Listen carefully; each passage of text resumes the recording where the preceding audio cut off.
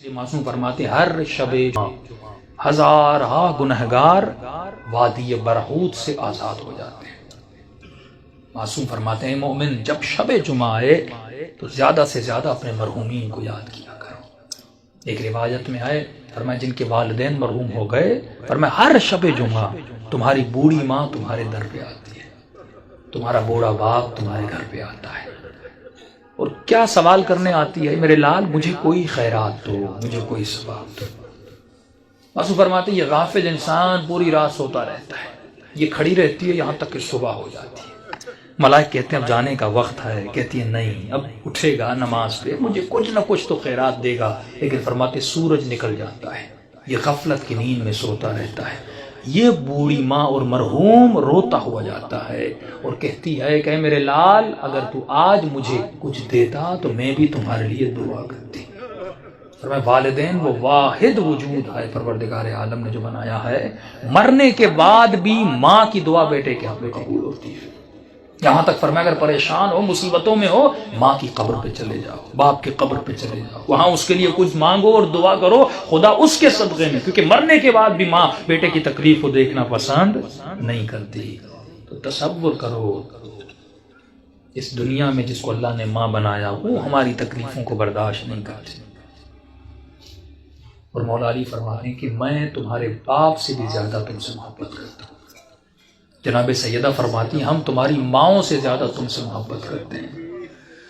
امام رضا فرماتے ہیں مومن اگر امام سمجھ کے ہم سے باتیں نہیں کر سکتا تو باپ سمجھ کے بات نہیں کر، باپ سمجھ کے نہیں کر سکتا، بھائی سمجھ کے بات نہیں کر، بھائی سمجھ کے بات نہیں کر سکتا، یہاں تک فرمایا دوست سمجھ کے باتیں کر، کبھی ہم سے ناراض نہ ہوا کر۔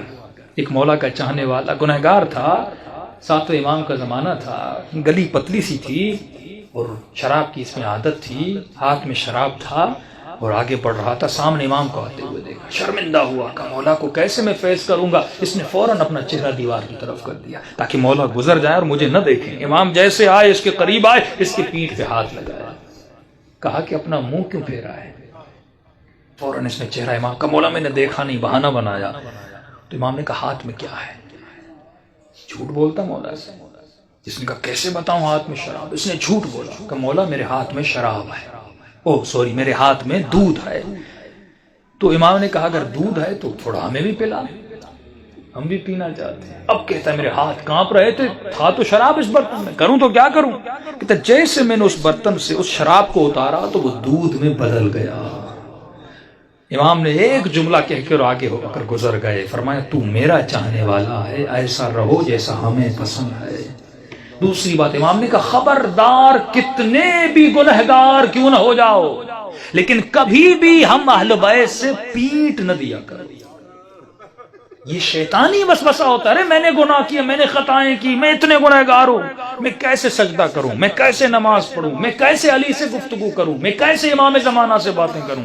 امام فرماتے ہم بیٹھے اس لیے ہیں تاکہ تو ہمارے ساتھ درد دل کرے، اور یہ وسیلہ خدا نے آپ کو دیا۔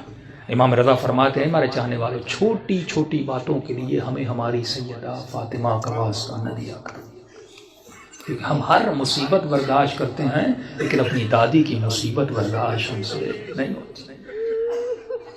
گناہوں سے بڑی کوئی خطا نہیں، بے ادبی سے بڑی کوئی خطا نہیں۔ شب جمعہ ہے، توبہ کی رات ہے، گناہوں سے توبہ کی رات ہے۔ اپنے مرحومین کے لیے بھی دعا کریں، اپنے لیے بھی دعا کریں، اور دلوں کو بارگاہ اہل بیت میں لے جائیں تاکہ خدا ان ہستیوں کے صدقے میں ہم سب کے صغیرہ کبیرہ گناہ بخش دے۔